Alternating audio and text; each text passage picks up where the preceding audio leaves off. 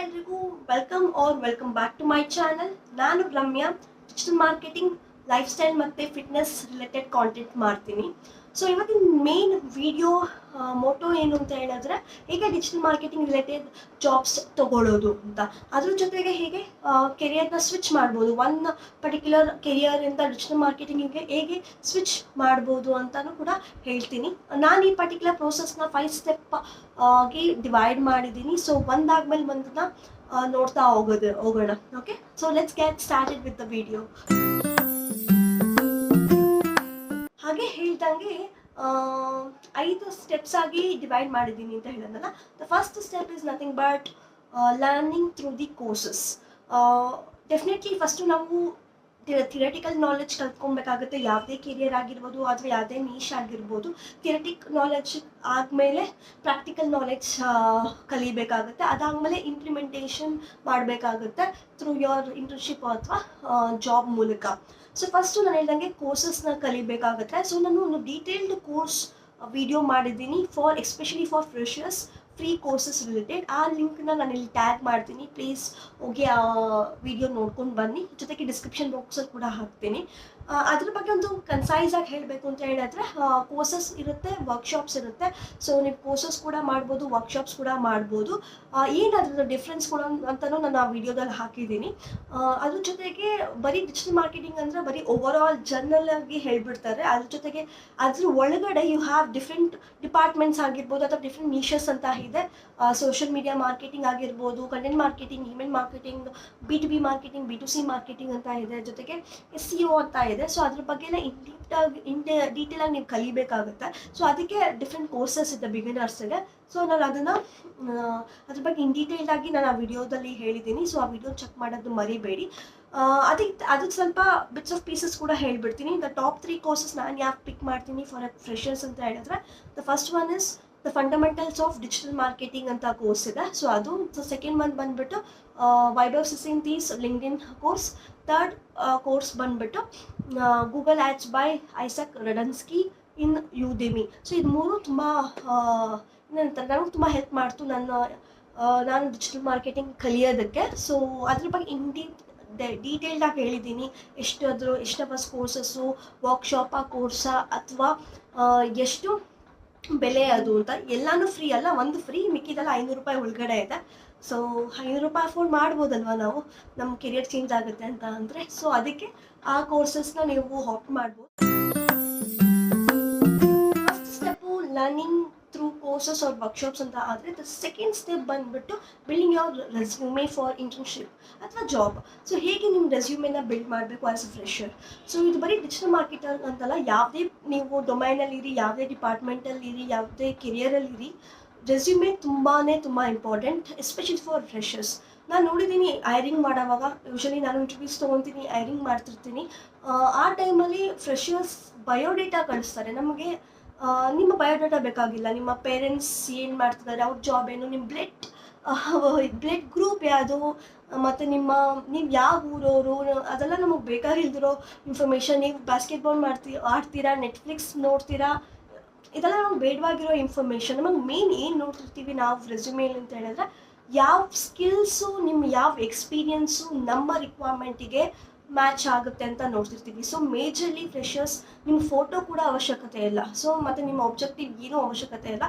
ನಿಮ್ಮ skill sets ಮತ್ತು ನಿಮ್ಮ ಪ್ರಾಜೆಕ್ಟ್ಸ್ ಮತ್ತು ನಿಮಗಿರೋ ಲಿಟಲ್ ಬಿಟ್ ಆಫ್ ಎಕ್ಸ್ಪೀರಿಯನ್ಸ್ನ ದಯವಿಟ್ಟು ಎಲಾಬ್ರೇಟ್ ಮಾಡಿ ಬರೀರಿ. ಮತ್ತು ಕೀವರ್ಡ್ಸ್ ಯೂಸ್ ಮಾಡಿ. ಡಿಜಿಟಲ್ ಮಾರ್ಕೆಟಿಂಗಲ್ಲಿ ಇವಾಗ ನಾನು ಹೇಳಿದ್ನಲ್ಲ, SEO, SEM, PPC, email marketing, content marketing ಅಂತ ಎಲ್ಲ ಇರುತ್ತೆ.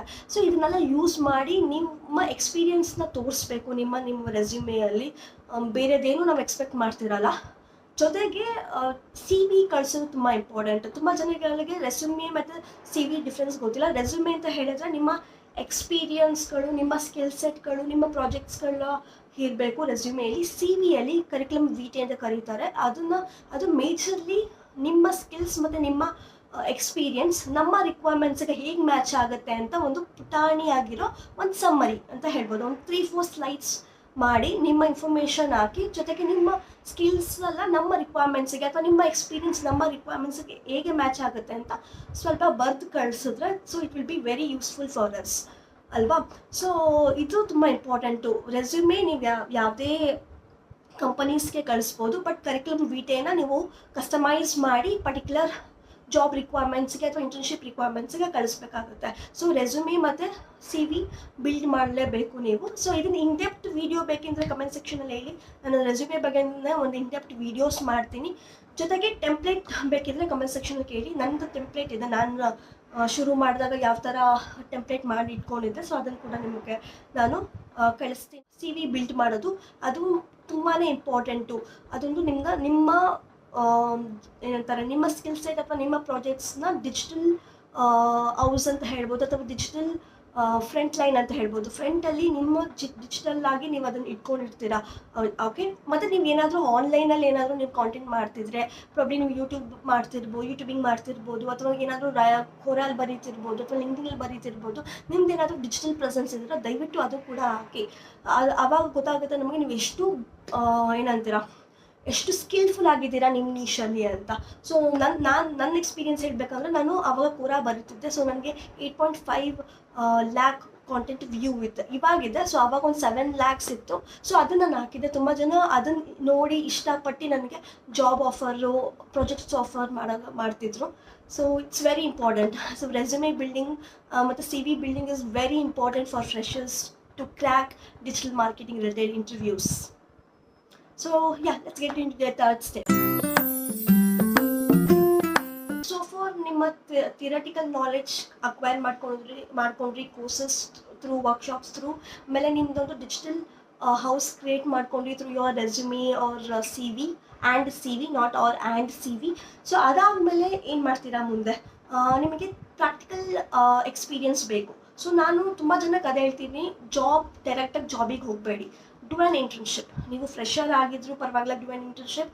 ನೀವು ಕೆರಿಯರ್ ಸ್ವಿಚ್ ಮಾಡ್ತಿದ್ರು, ಎಕ್ಸ್ಪೀರಿಯನ್ಸ್ಡ್ ಆಗಿ ಕೆರಿಯರ್ ಸ್ವಿಚ್ ಮಾಡ್ತಿದ್ರು ಕೂಡ ಇಂಟರ್ನ್ಶಿಪ್ ಮಾಡಿ. ಏನಕ್ಕೆ ಅಂತ ಹೇಳ್ತೀನಿ, ನನ್ನ ಎಕ್ಸ್ಪೀರಿಯನ್ಸ್. ನನಗೆ ಒಂದು 20K ಸ್ಯಾಲ್ರಿ ಬರ್ತಿತ್ತು. ನಾನು ಆಮೇಲೆ 5Kಗೆಲ್ಲ ಇಂಟರ್ನ್ಶಿಪ್ ಮಾಡ್ತಿದ್ದೆ. 5K ಇಂಟರ್ನ್ಶಿಪ್ ಮಾಡಿ ಎಕ್ಸ್ಪೀರಿಯನ್ಸ್ ತೊಗೊಂಡ್ಮೇಲೆ ನನ್ನ ಸ್ಯಾಲರಿ 5Kಯಿಂದ 33Kಗೆ ಜಂಪ್ ಆಯಿತು. ಓಕೆ, ನಾನು ಗಿವಿಂಗ್ ಯು ದ ನಂಬರ್ಸ್. 33Kಗೆ ಜಂಪ್ ಆಯಿತು. ಏನಕ್ಕಂದರೆ ನನಗೆ ಮುಂಚೆ ಎಕ್ಸ್ಪೀರಿಯನ್ಸ್ ಇದೆ, ನನ್ನ ಇಂಟರ್ನ್ಶಿಪ್ ಎಕ್ಸ್ಪೀರಿಯನ್ಸ್ ಇದೆ. ಅದಕ್ಕೆ ಮುಂಚೆ ಒಂದು ಸ್ವಲ್ಪ ಫ್ರೀಲಾನ್ಸಿಂಗ್ ಪ್ರಾಜೆಕ್ಟ್ಸ್ ಮಾಡಿದ್ದೆ ಅಂತ. ಸೊ ಎಕ್ಸ್ಪೀರಿಯನ್ಸ್ಗೆ ತುಂಬಾ ವ್ಯಾಲ್ಯೂ ಇದೆ. ಸೊ ಈ ಥರ ಇಂಟರ್ನ್ಶಿಪ್ಸ್ ಇವಾಗೆಲ್ಲ ಏನು ಮಾಡಿದ್ದಾರೆ ಅಂತ ಹೇಳಿದ್ರೆ, BBA BCom ಅಥವಾ MBA ಎಲ್ಲ ಮ್ಯಾಂಡೇಟರಿ ಮಾಡಿದ್ದಾರೆ. It's a part of a curriculum ಮಾಡಿಬಿಟ್ಟಿದ್ದಾರೆ. ಸೊ ಇಂಟರ್ನ್ಶಿಪ್ ಮಾಡಲೇಬೇಕಾಗುತ್ತೆ. ಅಂಥವರು 6 months ಆಫ್ ಇಂಟರ್ನ್ಶಿಪ್ ಮಾಡಿ. ಯಾರ್ಯಾರು ಕಾಲೇಜಲ್ಲಿ ಇದ್ದೀರಾ, ಸೊ ಅಂಥವ್ರು 6 months of internship, part time ಇಂಟರ್ನ್ಶಿಪ್ಗಳು ಸಿಗ್ತವೆ. ಸೊ ನೀವು ಮಾಡ್ಬೋದು, ಕಾಲೇಜ್ ಮುಗಿಸ್ಕೊಂಡು ಇಂಟರ್ನ್ಶಿಪ್ ಮುಗಿಸ್ಕೊಂಡು ಬರ್ಬೋದು. ಇಂಟರ್ನ್ಶಿಪ್ಗೆ ಹೋಗಿ ಅಲ್ಲಿ ಪಾರ್ಟ್ ಟೈಮ್ ಮಾಡ್ಬೋದು, ಮೇ ಬಿ 3 to 4 hours ಮಾಡ್ಬೋದು.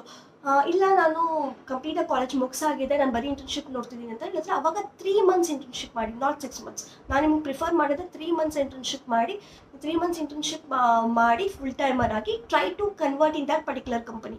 ಅದೇ ಕಂಪನಿಯಲ್ಲಿ ಇಂಟರ್ನಿಂದ ಫುಲ್ ಟೈಮರ್ ಆಗಿ ಕನ್ವರ್ಟ್ ಆಗೋಕ್ಕೆ ಟ್ರೈ ಮಾಡಿ. ನಿಮ್ಮ ಪರ್ಫಾರ್ಮೆನ್ಸ್ ಥ್ರೂ ಮಾತ್ರ ಇದೆಲ್ಲ ಆಗೋಕ್ಕೆ ಸಾಧ್ಯ. ಸೊ ನನ್ಗೆ ಗೊತ್ತಿರೋಂಗೆ ಫ್ರೀಯಾಗಿ ಕೂಡ ವರ್ಕ್ ಮಾಡ್ಬೋದು, ಬಟ್ ನಾನು ನಿಮ್ಗೆ ರೆಕಮೆಂಡ್ ಏನು ಮಾಡ್ತೀನಿ ಅಂದರೆ, never work for free until it is an Elon mask. ನನಗೆ ಇಲಾನ್ ಮಾಸ್ಕ್ ಅಂತ ಕೆಲಸ ಕೊಡ್ತೀನಿ ಅಂತ ಹೇಳಿದ್ರೆ ಮಾತ್ರ ನಾನು ಅವನಿಗೆ ಫ್ರೀಯಾಗಿ ಕೆಲಸ ಮಾಡಿಕೊಡ್ತೀನಿ. Is that true? That's delightful. What is that actually happened? ಬಿಟ್ಟರೆ this is just A joke. ಇಲ್ಲ ಡೆಫಿನೆಟ್ಲಿ ಈಗಿನ ಪರಿಸ್ಥಿತಿಯಲ್ಲಿ ನಾನು ಫ್ರೀಯಾಗಿ ಮಾಡ್ಬೋದು, ಬಟ್ ನಿಮಗೆ ದುಡ್ಡಿನ ಅವಶ್ಯಕತೆ ಇದೆ ಅಂತ ಹೇಳಿದ್ರೆ ask for it. At least 5K stipend ತೊಗೊಳ್ಳಿ, ಆಯಿತಾ?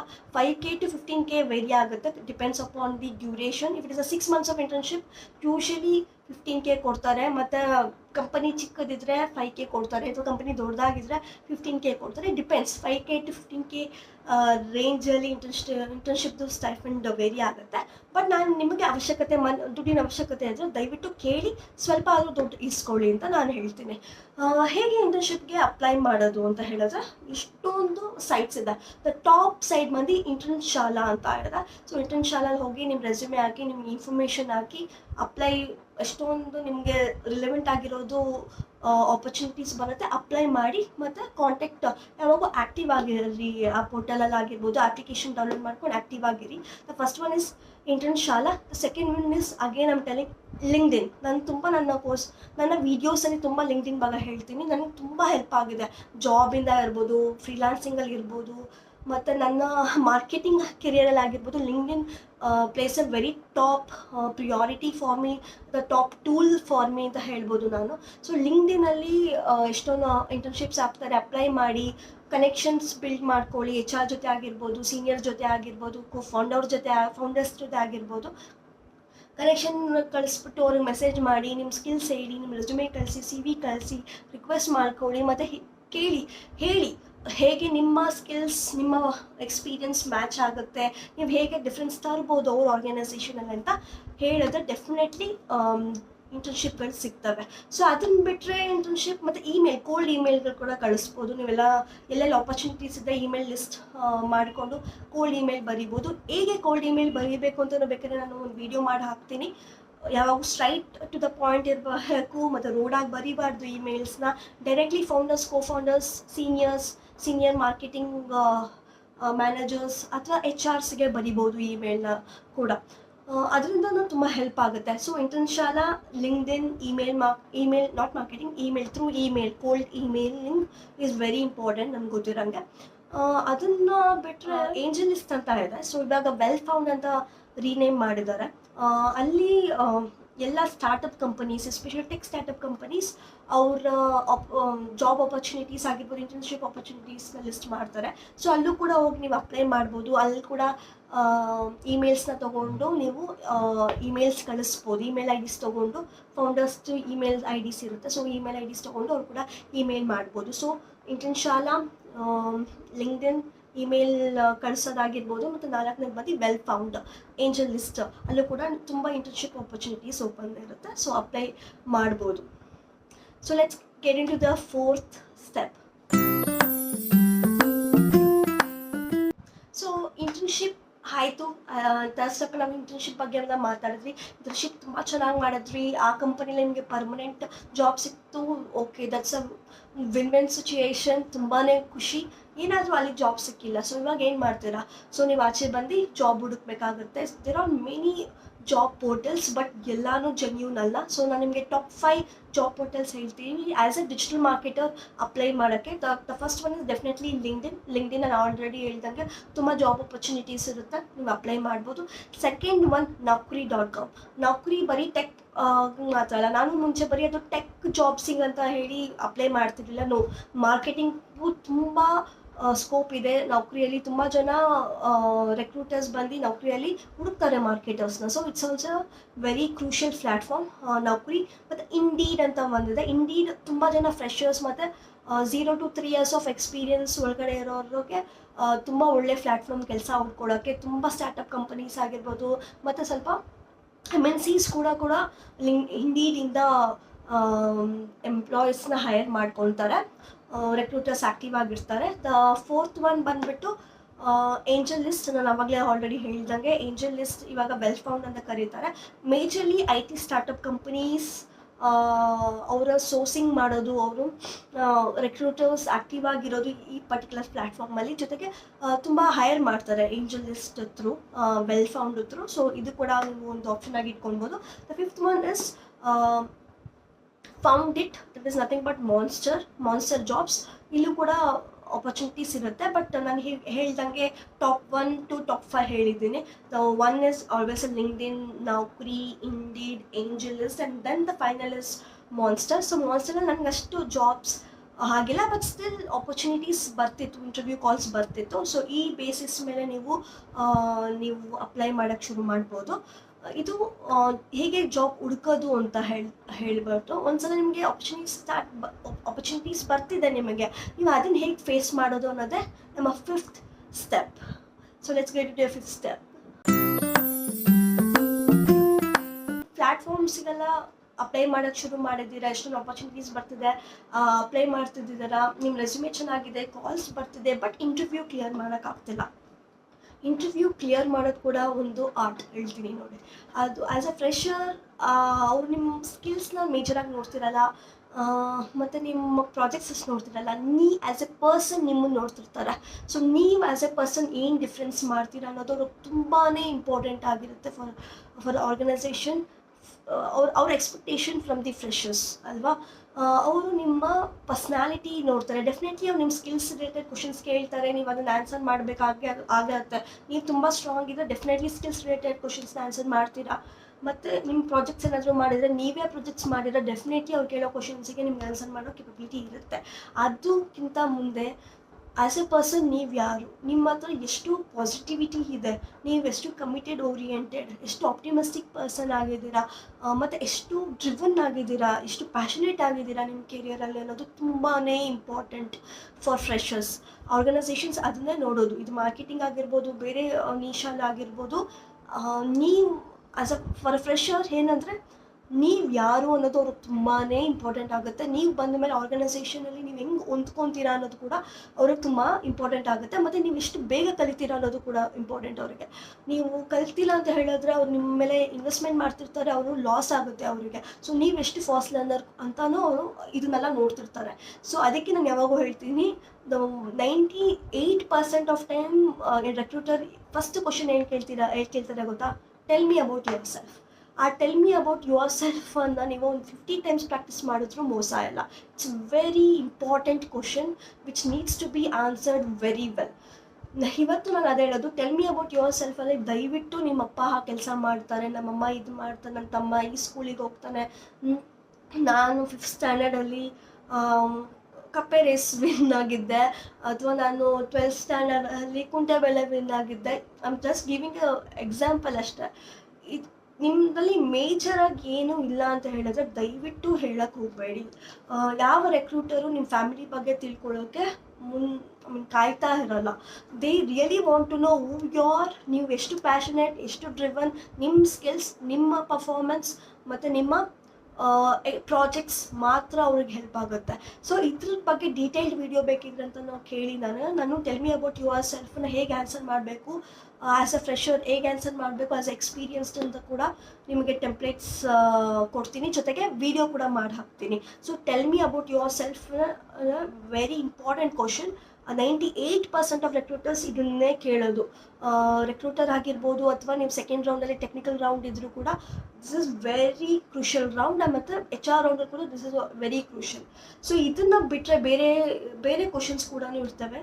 Definitely skills related, project related ಬಿಟ್ಟು ನೀವೇನಕ್ಕೆ ಕೆರಿಯರ್ ಸ್ವಿಚ್ ಮಾಡ್ತಿದ್ದೀರಾ, if you are switching a career, ಅಥವಾ ನೀವೇನಕ್ಕೆ ಡಿಜಿಟಲ್ ಮಾರ್ಕೆಟನ್ನು ಚೂಸ್ ಮಾಡಿದ್ದೀರಾ, ಮತ್ತು ನಿಮಗೆ ಐಡಲ್ಗರ್ ಏನಕ್ಕೆ ಡಿಜಿಟಲ್ ಮಾರ್ಕೆಟಿಂಗ್ ಚೂಸ್ ಮಾಡಿದ್ದೀರಾ, ನಿಮ್ಗೆ ಯಾರಾದರೂ ಐಡಲ್ ಇದ್ದಾರಾ ಇಲ್ಲಿ, ನೀವು ಯಾರಾದರೂ ಲುಕ್ಅಪ್ ಟು ಮಾಡ್ತೀರಾ. ಡೆಫಿನೆಟ್ಲಿ ನಾನು ವೈಭವ್ ಸಸಿಂತಿ ಹೆಸರು ಹೇಳ್ತಿದ್ದೆ, ಡಿಜಿಟಲ್ ಪ್ರತೀಕ್ ಬಗ್ಗೆ ಹೇಳ್ತಿದ್ದೆ, ಗ್ಯಾರಿ ವಿನೆಚರ್ ಬಗ್ಗೆ ಹೇಳ್ತಿದ್ದೆ.